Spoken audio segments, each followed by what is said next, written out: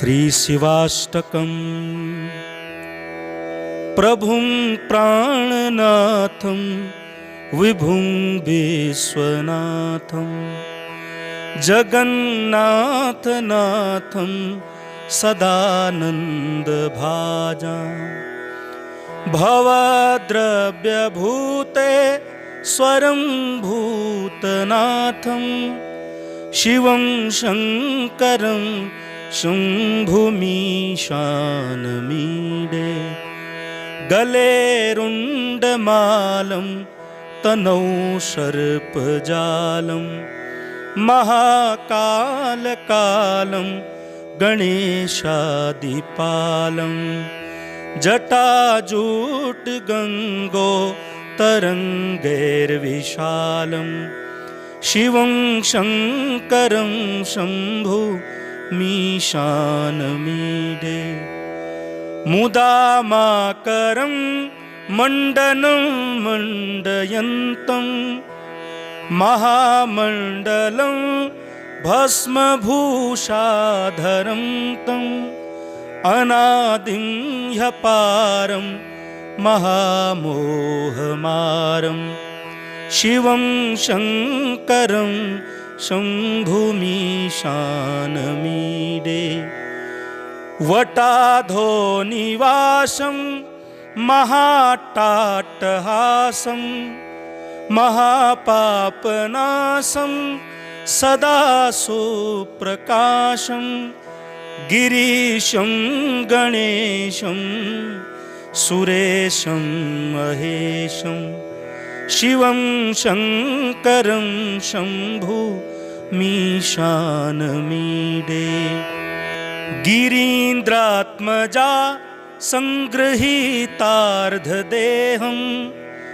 गिरौ संस्थितं सर्वदा पन्नगेहं परब्रह्म ब्रह्मादिभिर्वन्द्यमानं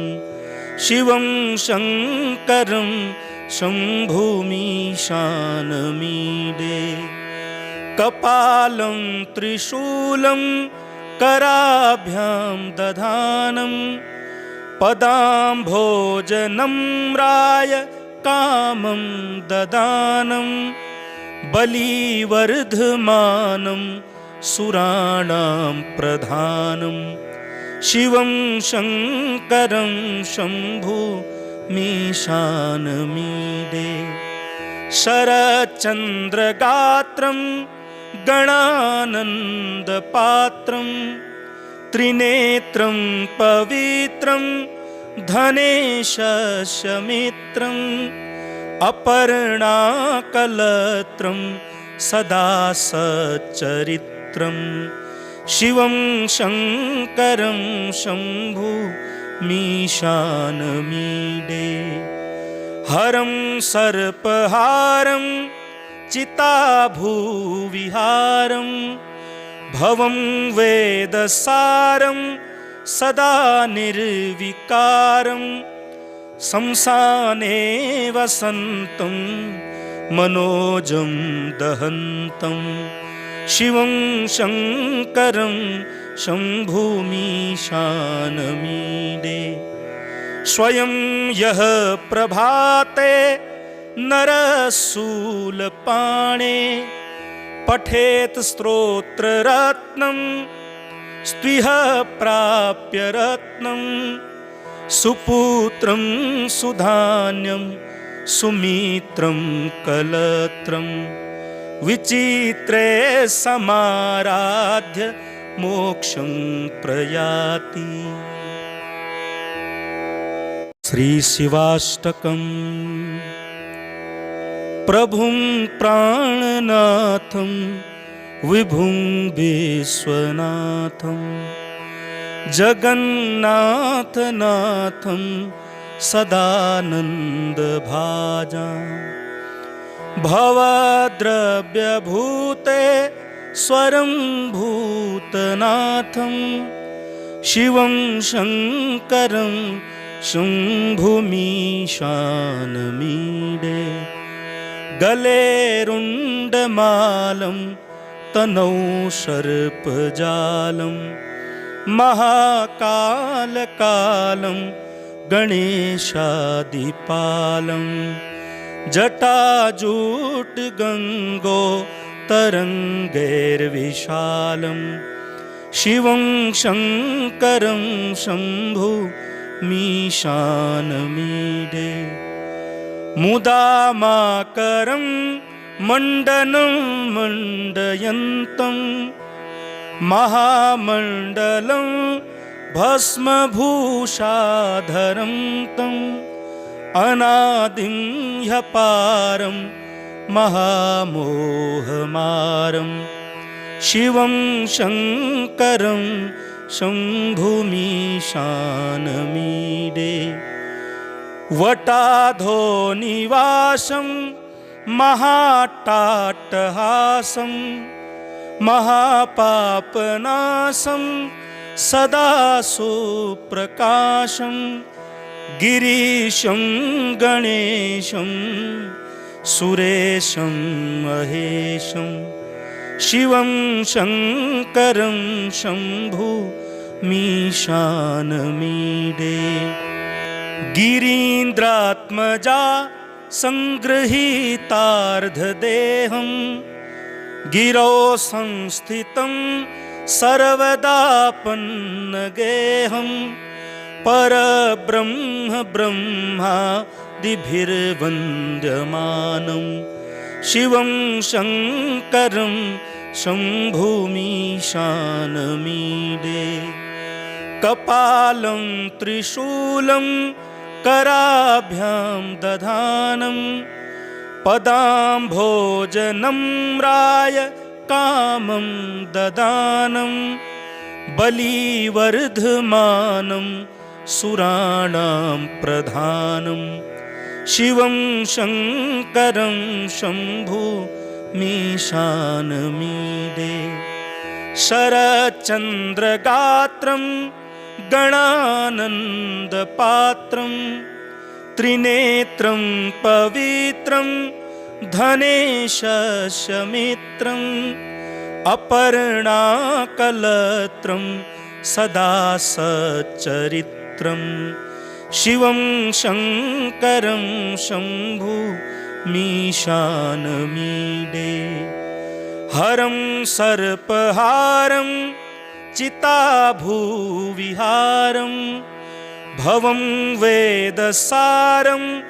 सदा निर्विकारं शंसाने वसन्तं मनोजं दहन्तं शिवं शङ्करं शम्भुमीशानमीडे स्वयं यः प्रभाते नरशूलपाणे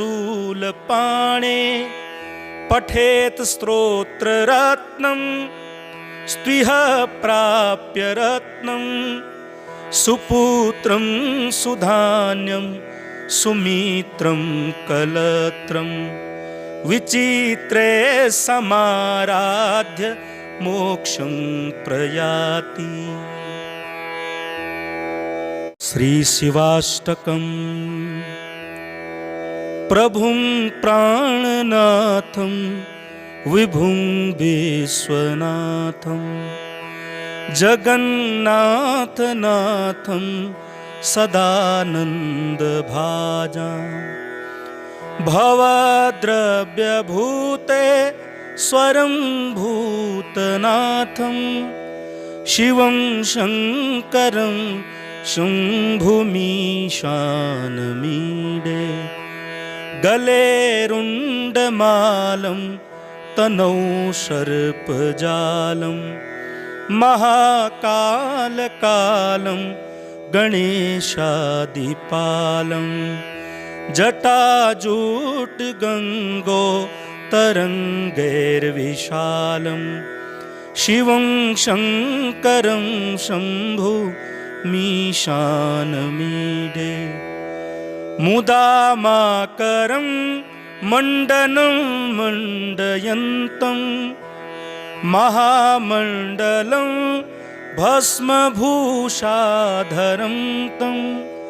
अनादिं ह्यपारं महामोहमारं शिवं शङ्करं शम्भुमीशानमीडे वटाधो निवासं महाट्टाट्टहासं महापापनाशं सदा सुप्रकाशं गिरीशं गणेशं सुरेशं महेशं शिवं शङ्करं शम्भुमीशानमीडे गिरीन्द्रात्मजा संगृहीतार्धदेहं गिरौ संस्थितं सर्वदापन्नगेहं परब्रह्म ब्रह्मादिभिर्वन्द्यमानं शिवं शङ्करं शम्भुमीशानमीडे कपालं त्रिशूलं कराभ्यां दधानं पदाम्भोजनम्राय कामं ददानं बलिवर्धमानं सुराणां प्रधानं शिवं शङ्करं शम्भुमीशानमीडे शरच्चन्द्रगात्रं गणानन्दपात्रं त्रिनेत्रं पवित्रं धनेशमित्रम् अपर्णाकलत्रं सदा सच्चरित्रं शिवं शङ्करं शम्भुमीशानमीडे हरं सर्पहारं चिताभूविहारं भवं वेदसारं सदा निर्विकारं शंसाने वसन्तं मनोजं दहन्तं शिवं शङ्करं शम्भुमीशानमीडे स्वयं यः प्रभाते नरशूलपाणे पठेत् स्तोत्ररत्नं स्त्विह प्राप्य रत्नं सुपुत्रं सुधान्यं सुमित्रं कलत्रं विचित्रे समाराध्य मोक्षं प्रयाति। श्री शिवाष्टकम् प्रभुं प्राणनाथं विभुं विश्वनाथं जगन्नाथनाथं सदानन्दभाजां भवद्रव्यभूते स्वरं भूतनाथं शिवं शङ्करं शम्भुमीशानमीडे गले रुण्डमालं तनौ सर्पजालं महाकालकालं गणेशादिपालं जटाजूटगङ्गो तरङ्गैर्विशालं शिवं शङ्करं शम्भुमीशानमीडे मुदामाकरं मण्डनं मण्डयन्तं महामण्डलं भस्मभूषाधरं तम् अनादिं ह्यपारं महामोहमारं शिवं शङ्करं शम्भुमीशानमीडे वटाधो निवासं महाट्टाट्टहासं महापापनाशं सदा सुप्रकाशं गिरीशं गणेशं सुरेशं महेशं शिवं शङ्करं शम्भुमीशानमीडे मीशानमीडे गिरीन्द्रात्मजा संगृहीतार्धदेहं गिरौ संस्थितं सर्वदापन्नगेहं परब्रह्म ब्रह्मादिभिर्वन्द्यमानं शिवं शङ्करं शम्भुमीशानमीडे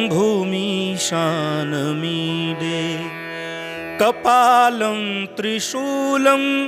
कराभ्यां दधानं पदाम्भोजनम्राय कामं ददानं बलिवर्धमानं सुराणां प्रधानं शिवं शङ्करं शम्भुमीशानमीडे शरच्चन्द्रगात्रं गणानन्दपात्रं त्रिनेत्रं पवित्रं धनेशस्य मित्रम् अपर्णाकलत्रं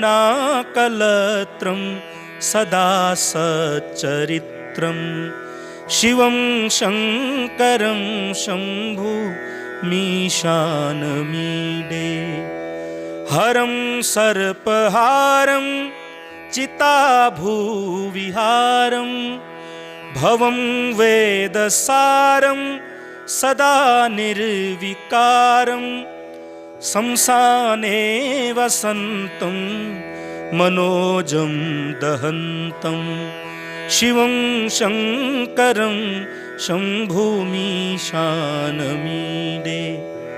स्वयं यः प्रभाते नरशूलपाणे पठेत् स्तोत्ररत्नं स्त्विह प्राप्य रत्नं सुपुत्रं सुधान्यं सुमित्रं कलत्रं विचित्रे समाराध्य मोक्षं प्रयाति। श्री शिवाष्टकम् प्रभुं प्राणनाथं विभुं विश्वनाथं जगन्नाथनाथं सदानन्दभाजां भवद्रव्यभूते स्वरं भूतनाथं शिवं शङ्करं शम्भुमीशानमीडे गले रुण्डमालं तनौ सर्पजालं महाकालकालं गणेशादिपालं जटाजूटगङ्गो तरङ्गैर्विशालं शिवं शङ्करं शम्भुमीशानमीडे मुदामाकरं मण्डनं मण्डयन्तं महामण्डलं भस्मभूषाधरं तम् अनादिं ह्यपारं महामोहमारं शिवं शङ्करं शम्भुमीशानमीडे वटाधो निवासं महाट्टाट्टहासं महापापनाशं सदा सुप्रकाशं गिरीशं गणेशं सुरेशं महेशं शिवं शङ्करं शम्भुमीशानमीडे गिरीन्द्रात्मजा संगृहीतार्धदेहं गिरौ संस्थितं सर्वदापन्नगेहं परब्रह्म ब्रह्मादिभिर्वन्द्यमानं शिवं शङ्करं शम्भुमीशानमीडे कपालं त्रिशूलं कराभ्यां दधानं पदाम्भोजनम्राय कामं ददानं बलिवर्धमानं सुराणां प्रधानं शिवं शङ्करं शम्भुमीशानमीडे शरच्चन्द्रगात्रं गणानन्दपात्रं त्रिनेत्रं पवित्रं धनेशमित्रम् अपर्णाकलत्रं सदा सच्चरित्रं शिवं शङ्करं शम्भुमीशानमीडे हरं सर्पहारं चिताभूविहारं भवं वेदसारं सदा निर्विकारं शंसाने वसन्तं मनोजं दहन्तं शिवं शङ्करं शम्भुमीशानमीडे स्वयं यः प्रभाते नरशूलपाणे पठेत् स्तोत्ररत्नं स्त्विह प्राप्य रत्नं सुपुत्रं सुधान्यं सुमित्रं कलत्रं विचित्रे समाराध्य मोक्षं प्रयाति। श्री शिवाष्टकम् प्रभुं प्राणनाथं विभुं विश्वनाथं जगन्नाथनाथं सदानन्दभाजां